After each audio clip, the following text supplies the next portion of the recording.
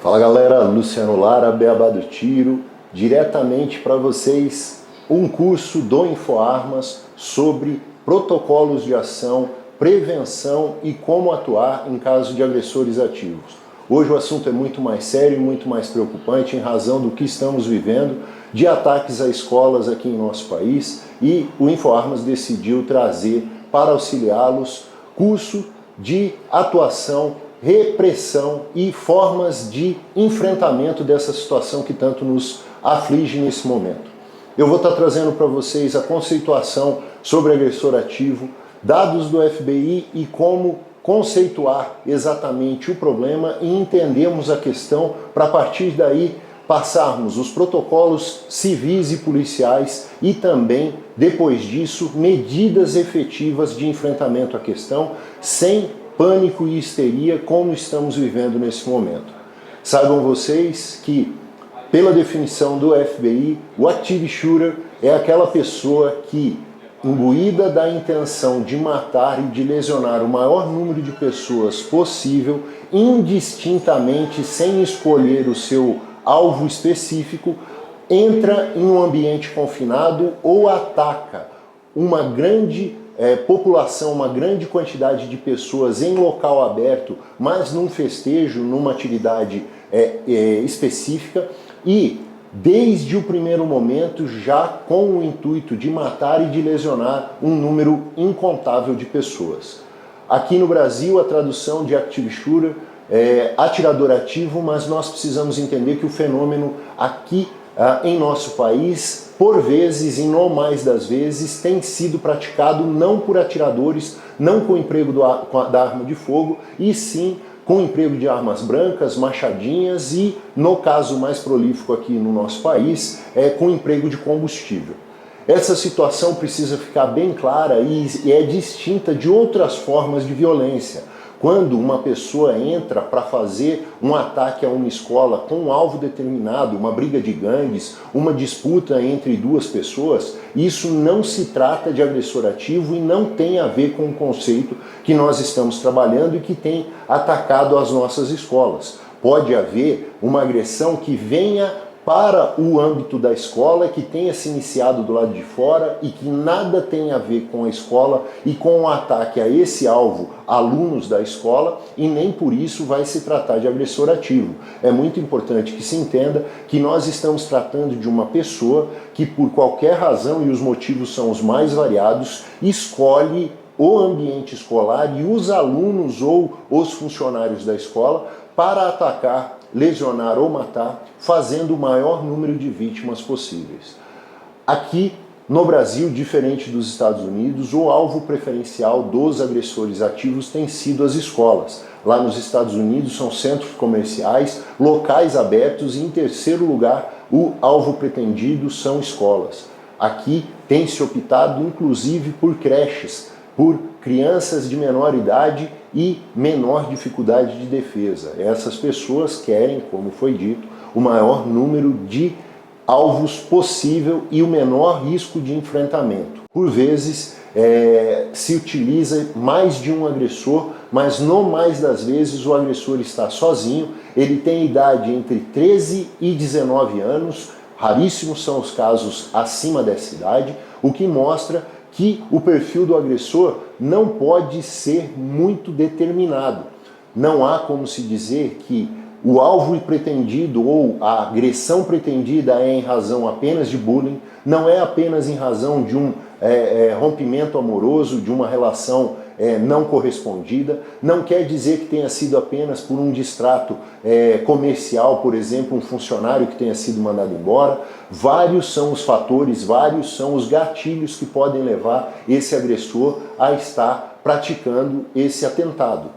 Mais que isso, é preciso que fique claro que não há vítima pretendida. Ele quer agredir o maior número de pessoas indistintamente, buscando, é lógico, atacar aquelas que tenham menor capacidade de defesa. Por isso, aqui no Brasil, as agressões estão acontecendo nas primeiras idades, na primeira infância. Nós precisamos entender ainda que, por cautela, em razão da complexidade do assunto, da complexidade do tema e da dificuldade de delimitação de perfil de agressor, nós temos que estar atentos e inclusive ter muito cuidado com a divulgação dos dados. O papel da imprensa é muito discutido nos Estados Unidos, inclusive com campanhas para que não se nomine, para que não se dê um nome aos agressores, para que não se faça nem reportagens a respeito do histórico, para evitar que, por efeito contágio, outras pessoas tenham aquilo como gatilho ou uma forma de impulsioná-los a passar a praticar atos como esse. E lembrando, esses fatos não são casos de inopino, a pessoa não passa na frente da escola e a partir dali decide entrar e agredir.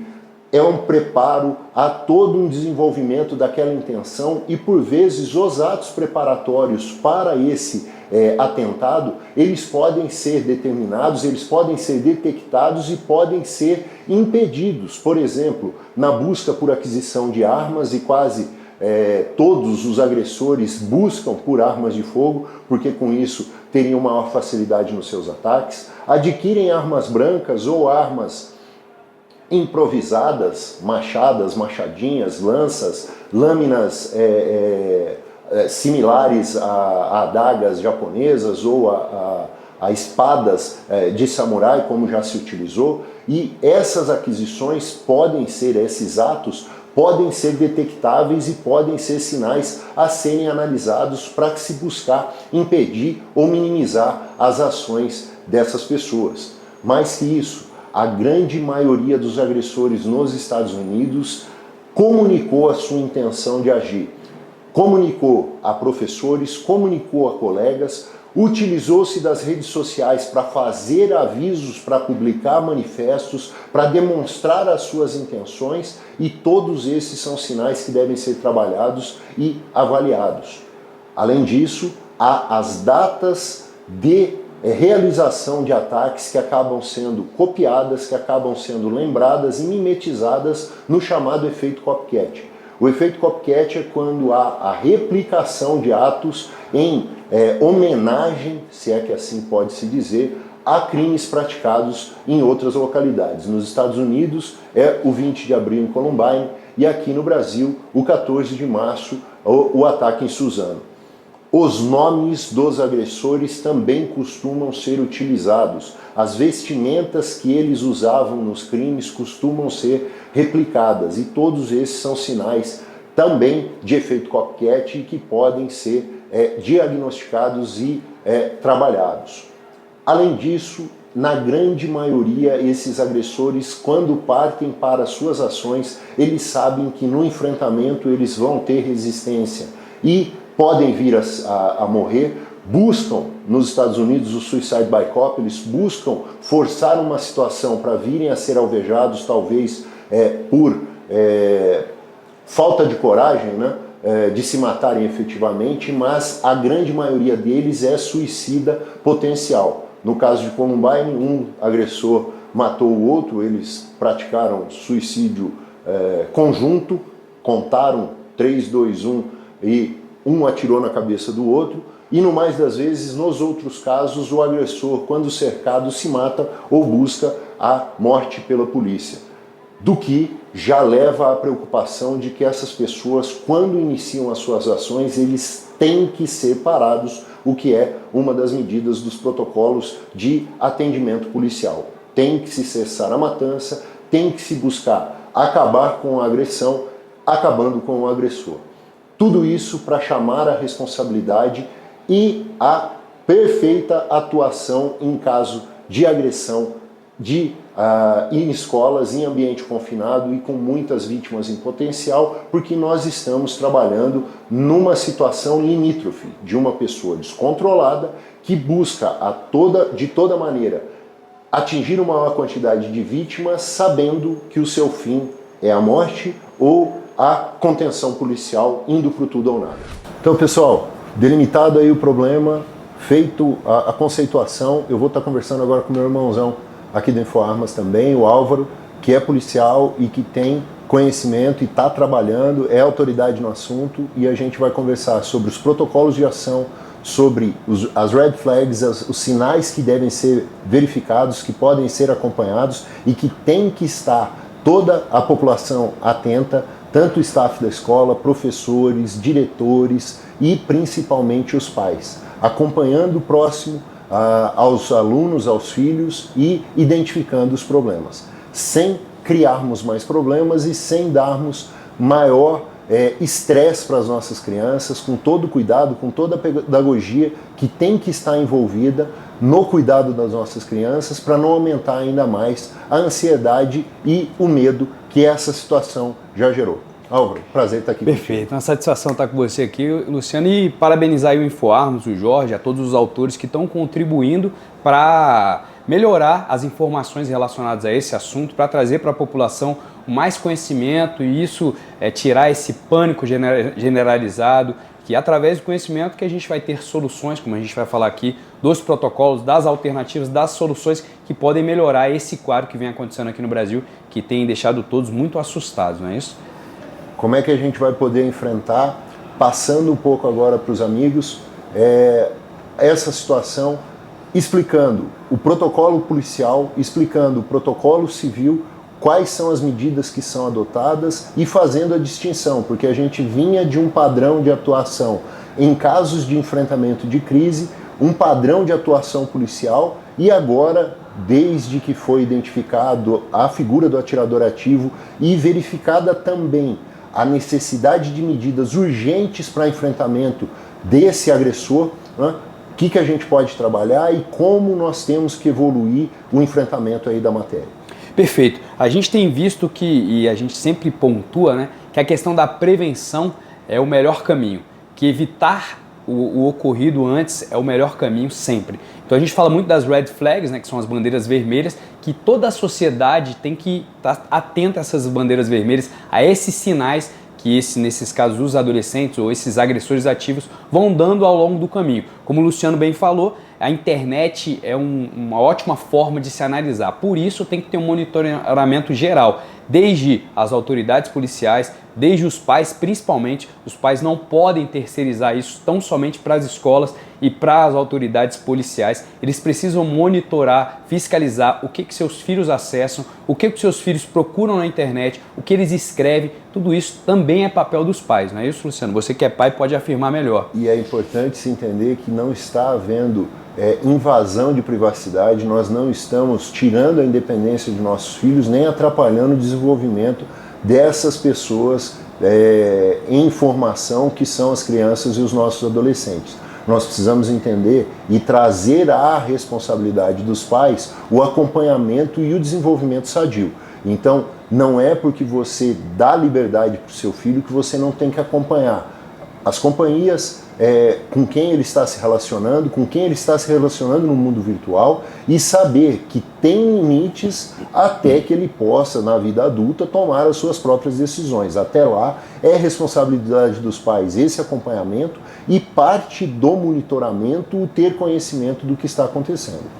Perfeito. Além disso, as escolas, os funcionários, os professores também têm esse papel de ver, de muitas vezes acessar alguns alunos ali para perguntar e ver o que tem acontecido no ambiente escolar, se algum aluno ameaçou algum outro e não negligenciar ou subestimar esses sinais. Sempre que possível, falar com as autoridades competentes para direcionar o tipo de comportamento, o tipo de ação que deve ser feita, não é isso, Luciano? A gente precisa entender que há situações que são de escola, que nada tem a ver com o setor policial, mas quando a violência, seja a violência física ou a violência psicológica, ela evolui, ela precisa ser tratada de maneira adequada. Não é mais do ambiente escolar e ela precisa ser cuidada por quem de direito. Isso precisa ser encaminhado à delegacia, precisa chegar às autoridades e precisa ter uma apuração devida, porque fugiu do ambiente escolar, fugiu do ambiente de educação que é a escola e de tranquilidade que deve ser sempre esse conviver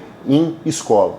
A gente precisa tomar cuidado também para criar um ambiente seguro e de comunicação na escola para que o aluno tenha tranquilidade para trazer essas informações. Como foi colocado, é do perfil do agressor ativo antes ter buscado falar a esse respeito. ele fala com os professores, ele fala com os alunos, ele fala com os colegas, ele transmite essas informações, ele passa essa frustração e essa frustração exacerbada. Não é uma reclamação comum, não é uma reclamação boba a respeito de um aspecto comum da vida escolar. É sim uma vontade que ele já está sinalizando de fazer uma maldade e isso precisa ser detectado muito prontamente e trabalhado. Não é porque um sinal foi detectado que nós estamos tratando de um potencial agressor ativo. É preciso ficar claro que as red flags, né, que os sinais que são detectáveis, eles precisam ser trabalhados dentro de um contexto maior. Mas esses sinais não podem, como bem falou o Álvaro, ser negligenciados jamais, porque eles já podem estar efetivamente sinalizando que algo mais grave está acontecendo. Seja de necessidade de um acompanhamento mais próximo, seja de uma necessidade de um contato mais próximo com os pais desse aluno, seja com contato com o conselho tutelar, com o psicólogo, com o psiquiatra, em um tratamento para algo que já está se manifestando ali e que precisa ser tratado pelo profissional adequado, mas que jamais pode ser negligenciado. Perfeito. Outro ponto importante, aproveitando esse ensejo, é a abordagem dos pais com os filhos em relação a esse assunto tão delicado. Então, por exemplo, muitas vezes os pais com uma abordagem, às vezes, que muitas vezes é um assunto novo, não sabem bem como abordar, geram um pânico, um medo, um terror, e a gente tem que estudar, entender e buscar profissionais para ver essa forma de abordar com os filhos. Eu conversando com uma amiga que é psicóloga, ela me falando inclusive que em algumas idades, às vezes é importante você abordar, mas de uma forma até lúdica, de uma forma brincando, para ele entender que se ele vê certas ações, certas situações, ele pode correr e não enfrentar o tema diretamente, porque pode provocar isso, essa ansiedade, esse pânico do filho não querer estudar, não querer ir para a escola. Você como pai, como um profissional, o que você aconselha? O que você acredita que seja a melhor forma para se abordar nesse momento isso, com as crianças ou adolescentes? É muito importante que o pai mantenha a linha de diálogo aberta. O meu filho é muito novo, né? Mas a gente sempre preocupado, sempre trazendo informações, até em razão da profissão e dos riscos que nós acabamos nos sujeitando, né? De sempre tratar o assunto com muita clareza, né? Filho, olha, não aceite contato de estranhos, não aceite vendo qualquer coisa diferente, procure um adulto, procure algum responsável, avise, grite, corra, né? Deixar claro ali para ele as medidas a serem adotadas dentro da responsabilidade e da formação da criança do que ela pode aceitar. Mas tomar muito cuidado com relação a não criar um pânico maior, né? Nós estamos vendo casos de crianças que estão se trancando em casa, crianças que não estão querendo ir para a escola, crianças que estão sendo contaminadas, talvez por uma forma diferente de ser tratado isso mesmo na escola ou em casa, e que estão trazendo uma hipersensibilidade dessas crianças num momento que não é o adequado.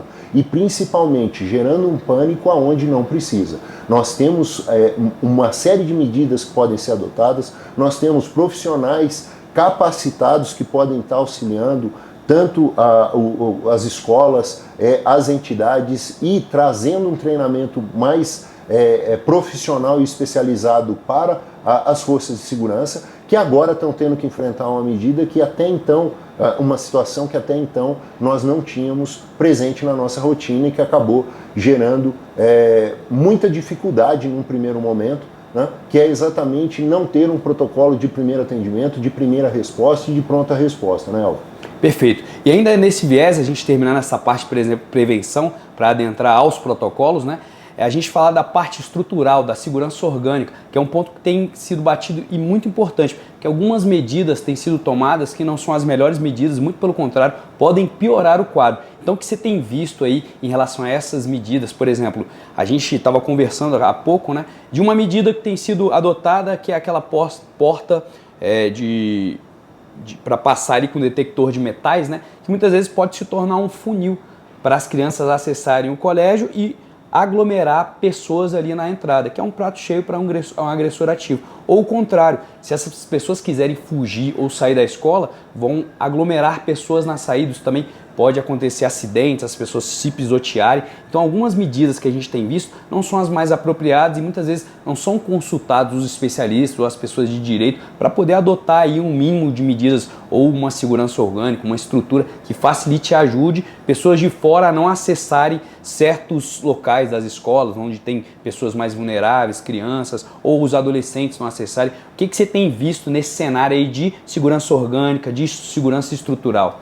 Eu tenho ficado muito preocupado porque as pessoas estão confiando com a adoção de medidas mágicas. Eles pensam que uma medida ou outra mais agressiva é que vai ser a necessária. E por vezes os estudos de caso e o desenvolvimento da matéria nos Estados Unidos, que a gente deveria estar acompanhando aqui, mostram que medidas simples, medidas muito mais próximas das situações já das escolas, das estruturas das escolas, elas podem ter resultados muito mais efetivos. A porta giratória, para mim, transforma a escola num banco, transforma a escola numa prisão, né, e tira toda a tranquilidade e a felicidade do ambiente escolar, já trazendo logo na entrada um problema. Um problema de afunilar a entrada, um problema de risco de evacuação, que nós temos que entender que não é só do caso do agressor ativo, mas também num caso de pânico generalizado, um incêndio, uma situação que ocorra ali na escola. Essa saída obstada vai impedir uma das medidas do protocolo do FBI, que é o correr, né? O correr para buscar sair daquele local. Essa porta giratória e a utilização de um detetor de metais, tem escolas adotando a revista com detetor de metais, para mim são medidas absurdamente invasivas e desnecessárias para essa situação. Principalmente porque o pai deveria ser responsável e deve ser responsável por saber o que o seu filho está levando para a escola. Perfeito. Ele deve saber o que está constando da mochila e do material escolar do seu filho,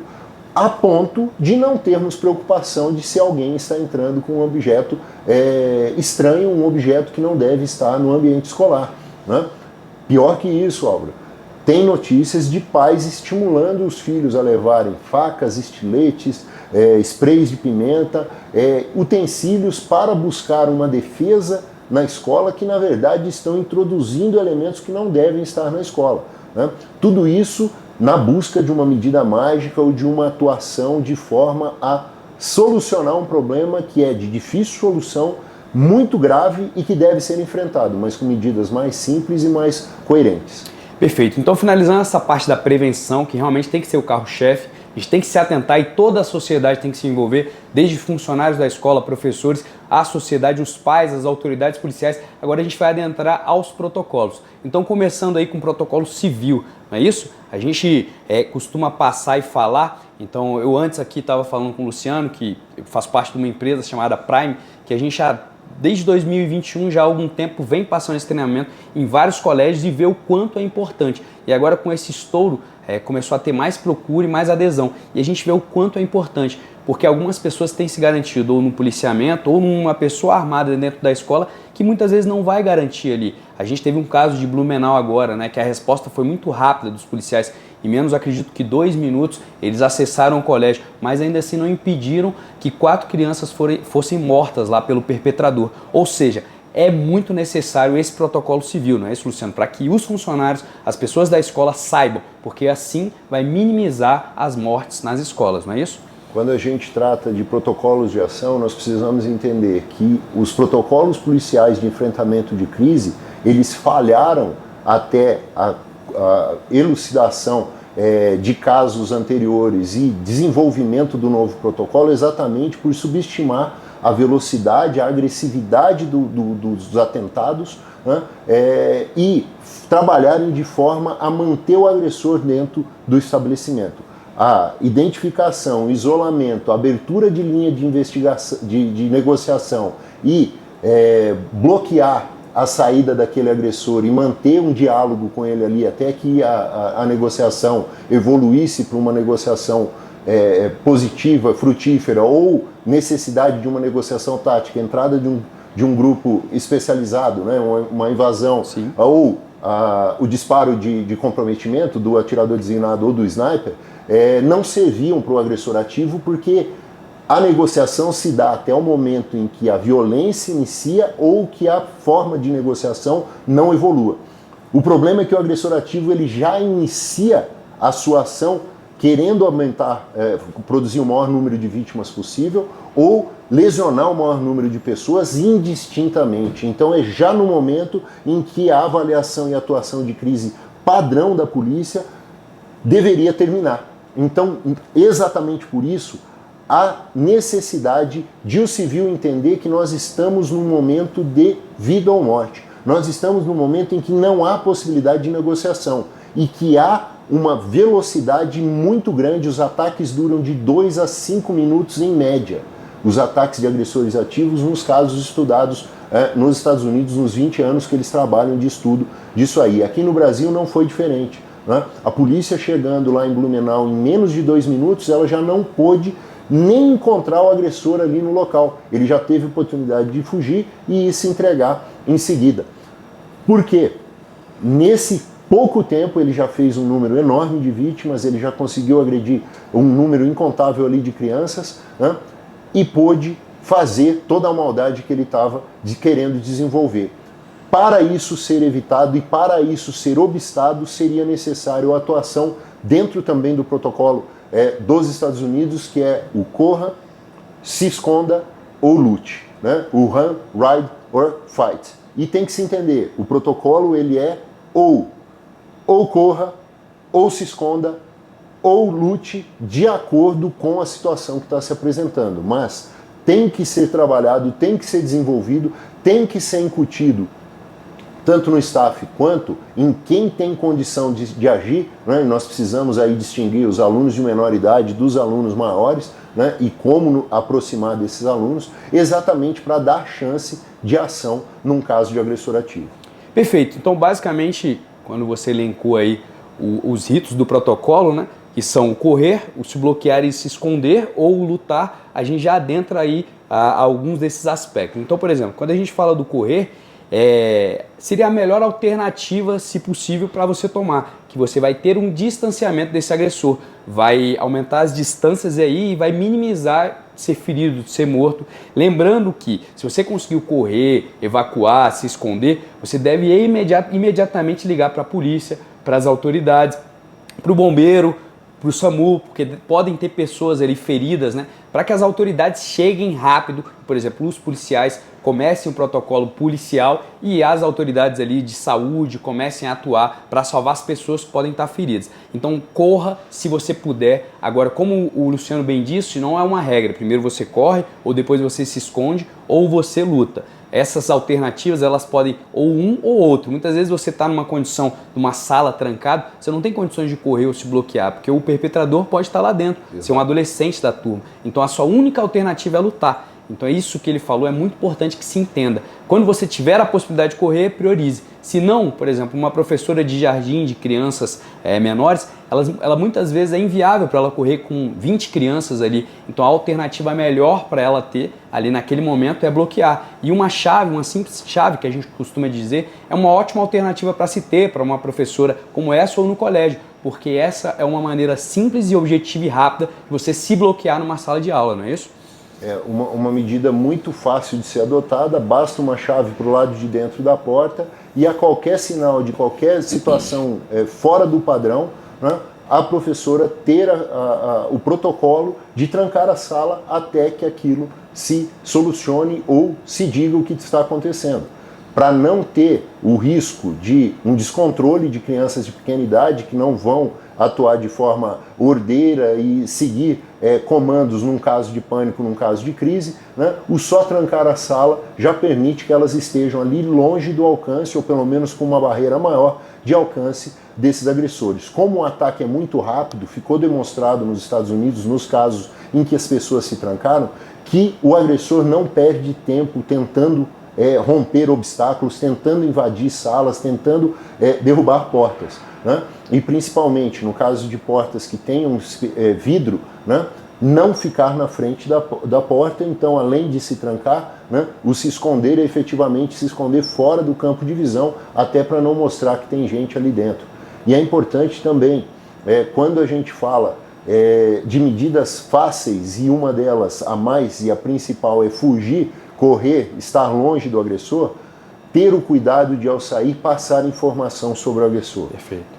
As pessoas que estão, o primeiro atendimento, o primeiro socorro que está chegando ali, a pessoa que vai dar esse pronto atendimento, ela tem que conseguir informações para potencializar a identificação positiva desse agressor. Imaginem numa escola uma saída correndo das pessoas que estão conseguindo se salvar e um policial, alguém tendo que entrar, identificar esse agressor para neutralizá-lo sem ter a identificação positiva. Passar as vestimentas, passar os instrumentos que ele está utilizando, passar o local que ele foi por último visto, né, para facilitar essa localização e neutralização desse agressor é muito importante. E quando a gente fala, e aí você vai me complementar com relação ao protocolo de luta, é muito importante, está sendo muito discutida essa informação de que há a necessidade de se passar o protocolo de luta e de enfrentamento como protocolo de ação difundido pelo ALERT, difundido pelo FBI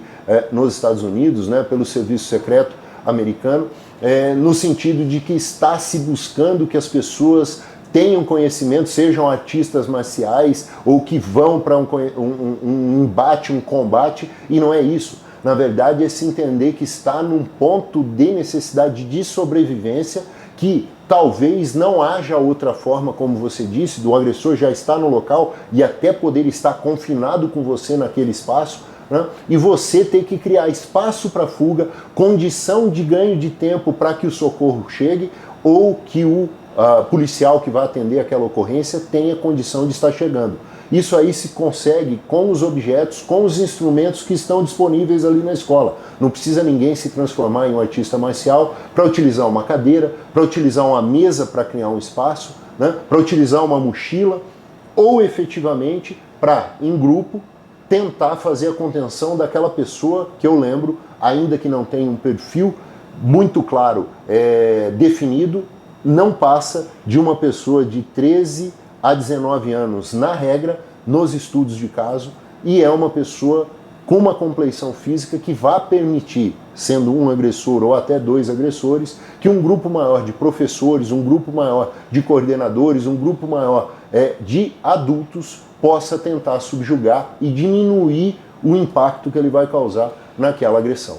Perfeito. Esse aspecto do lutar é importante que se fale que não é uma arte marcial, uma luta, um combate. Então não há regras, a regra é sobreviver. Então por isso você tem que se utilizar, como o Luciano falou, de vários elementos, seja uma cadeira, uma mochila, um extintor ou algum objeto pontiagudo para golpear. E aí, diante disso, a gente trata aí os elementos, as armas que eles estão utilizando, né? Aqui no Brasil tem sido utilizado muito facas, objetos cortantes. E o primeiro aspecto que a gente tem que destacar é que, em se tratando de faca, se você puder se distanciar e correr, faça isso. Porque a pessoa, o perpetrador, para ele te ferir, ele tem que chegar próximo a você, tem que ter um contato. Não sendo possível, é isso, é se utilizar de uma cadeira, às vezes para ter uma janela de oportunidade para sair pela porta e fugir, ou para outra pessoa ter uma janela de oportunidade, puxar pelo pescoço, bater na cabeça desse indivíduo. Então, em relação a facas, objetos pontiagudos, a gente trata dessa forma. Em se tratando de armas de fogo, a gente vai se utilizar muitas vezes de noções básicas de retenção de arma de fogo, de você simplesmente não estar na frente do cano para não tomar um tiro, e outras pessoas também auxiliando numa contenção, que nem você falou, abafando no pescoço, que nem o caso da professora que aconteceu, que ela esperou uma janela de oportunidade quando o infrator estava ali agredindo a outra professora para dar uma gravata, e veio uma outra e segurou e retirou a faca. Então é isso que a gente tem que pensar, em janelas de oportunidade, em situações que você vai conseguir adentrar e neutralizar ou conter ou simplesmente fugir. Então o plano não é sempre combater, às vezes é utilizar uma ferramenta do objeto para fugir, para se evadir, pode ser a alternativa mais segura, não é isso? A gente tem conversado com professoras, com diretores, tem tentado acalmar a população, e uma das reclamações tem sido essa.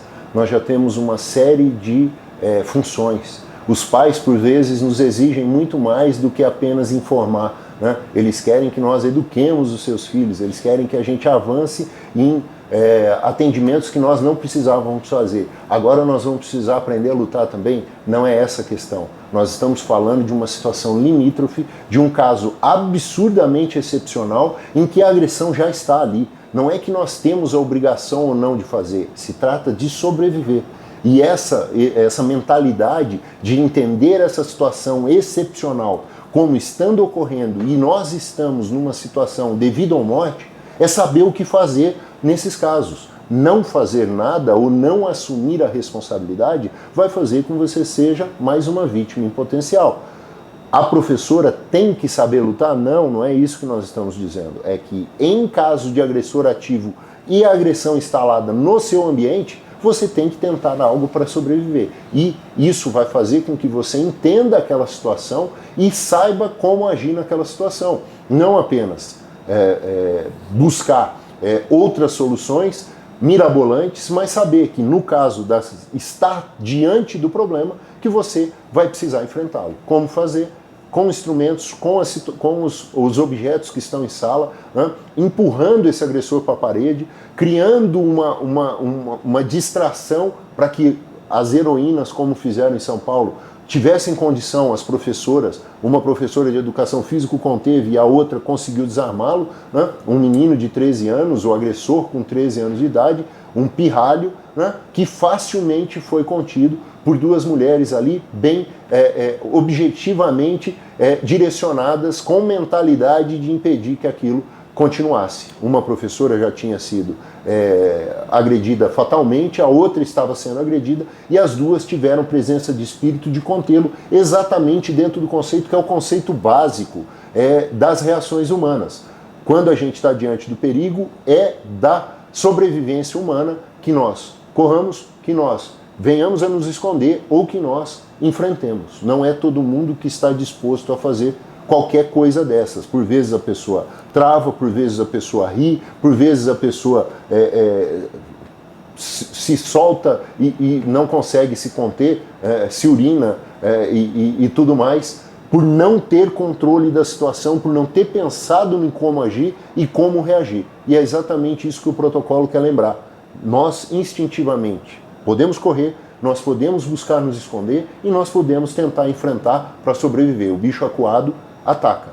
Nós, estando sendo agredidos, podemos também atacar. Não no sentido de lutar efetivamente, mas nos proteger. Perfeito. E aí eu ressalto um ponto muito importante, que além de saber o protocolo, do que se trata, é importante que se treine, que se saiba. Por quê? Porque muitas vezes você vendo esse vídeo, essa apresentação, você não tem noção e você precisa despertar e criar mapas mentais de como correr, de consciência situacional. E hoje é importante que esse treinamento, inclusive, seja inserido nas escolas, diante do contexto que a gente está falando.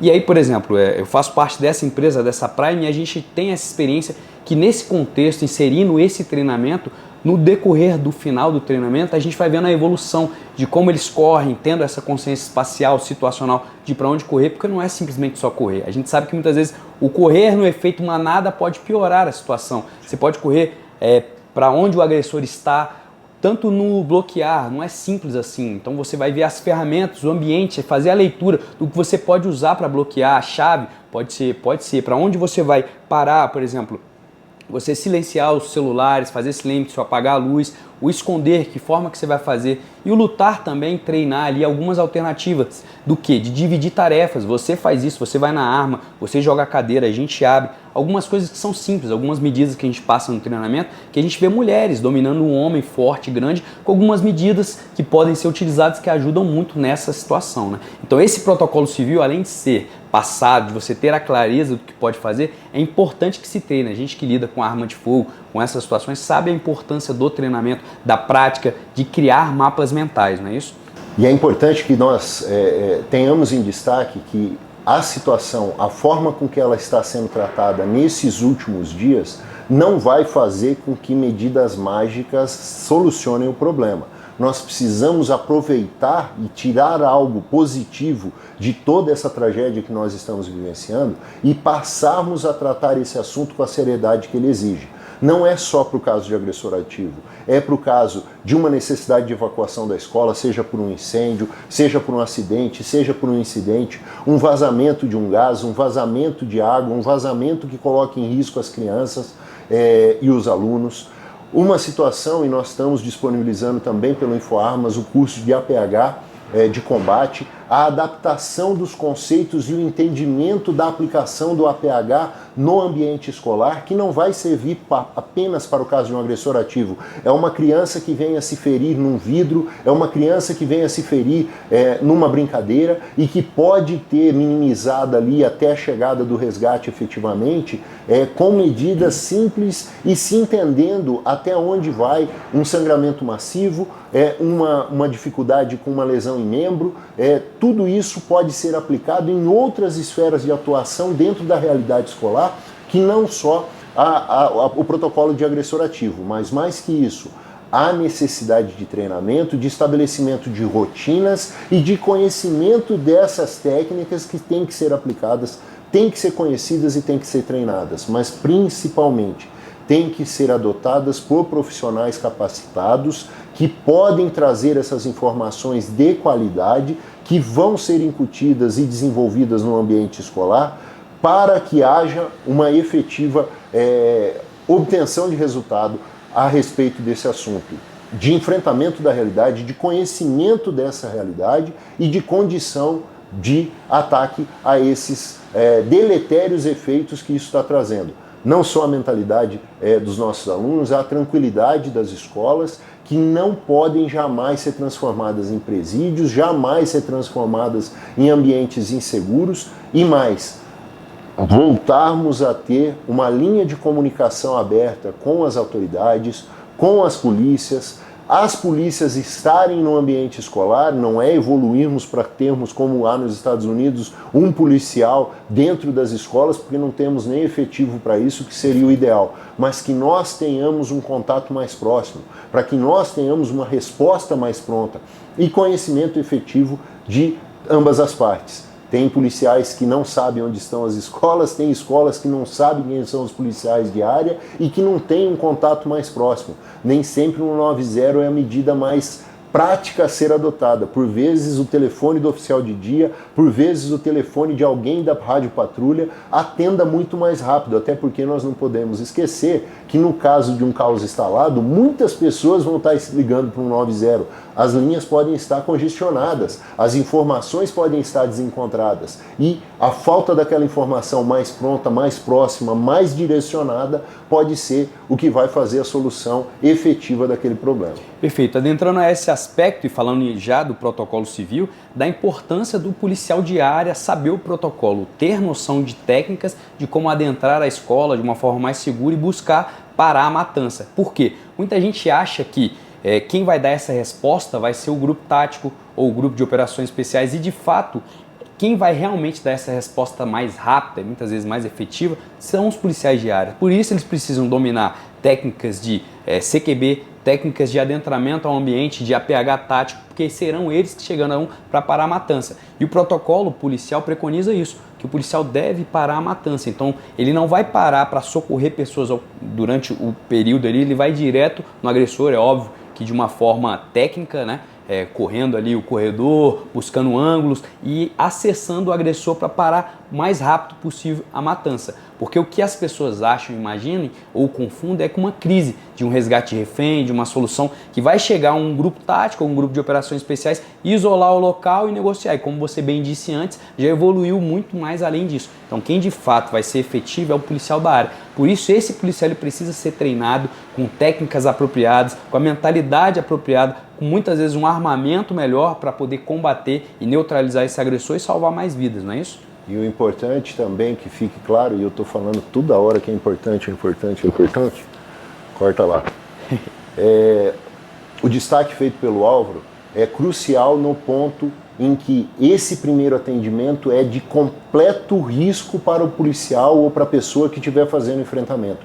Ele vai ter que diminuir o seu nível de atenção com as técnicas perfeitas adotadas em invasão de ambiente confinado, de deslocamento em ambiente confinado e buscar efetivamente mais célere e exposta a resposta. Ele vai estar colocando em risco a própria vida, indo enfrentar aquele problema e se colocando para neutralizar à custa da própria vida e não é raro o caso de policiais serem abatidos, de policiais serem atingidos ao buscar dar essa primeira resposta, exatamente por entrar às cegas, por entrar sem poder se preparar e rapidamente buscar a neutralização daquele agressor. Por vezes os policiais são abatidos e eles sabem disso, e o risco dessa situação limítrofe é de todos e nós precisamos saber como enfrentar.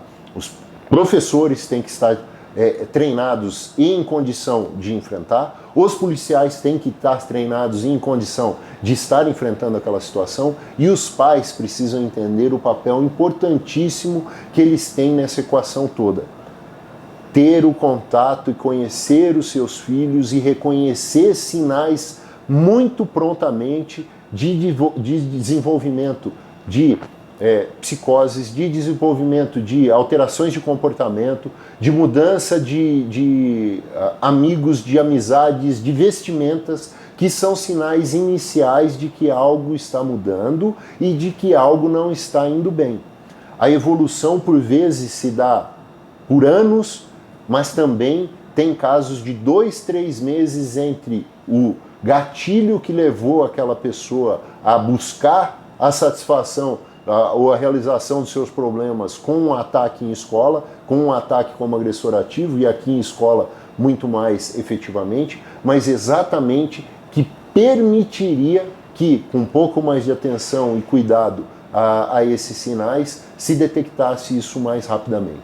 Perfeito, eu acredito que de maneira geral foi atingido o nosso objetivo, né? Que era esclarecer de fato o que é essa figura, as medidas de fato que devem ser tomadas. Aqui nesse pouco tempo a gente não tem condições de passar de fato ou treinar as pessoas, mas eu acredito que isso deva ser feito ao longo aí do tem sido feito, melhorar as medidas, aumentar aí o treinamento de policiais, das escolas, de pessoas especializadas e certificadas para passar esse tipo de treinamento, seja o protocolo civil ou o protocolo policial, mas de fato o objetivo aqui foi atingido, né, Luciano? Que é esclarecer e mostrar quem é essa figura e o que se deve fazer aí nesse primeiro momento, certo? Trazer informação, a preocupação do InfoArmas é trazer informação de qualidade com instrutores capacitados e que possam iniciar um contato com o que precisa ser feito, o que precisa ser desenvolvido e quais os caminhos que podem ser adotados.